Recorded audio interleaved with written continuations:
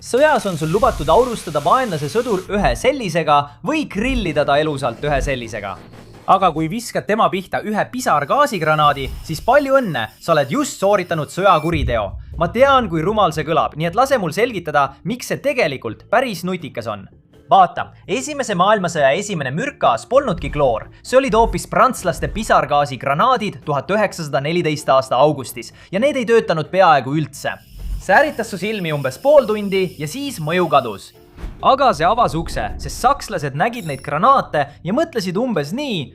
ahaa, nüüd kasutame gaasi. ja oi, kuidas nad sellega hulluks läksid. 1915. aasta aprillis Ypres'is paiskasid sakslased otse üle rindejoone 170 tonni kloori ja mehed uppusid püsti seistes, kui nende kopsud vedelikuga täitusid. siis tuli fosgeen, mis laseb sul end hästi tunda, aga tapab sind 2 päeva hiljem.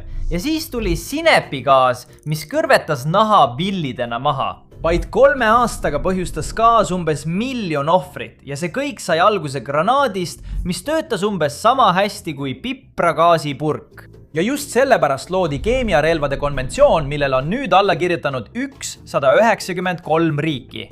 artikkel 1 keelab pisargaasi kasutamise sõjarelvana, mitte sellepärast, et pisargaas oleks tegelikult julm, vaid selle tõttu, mida see endaga kaasa toob.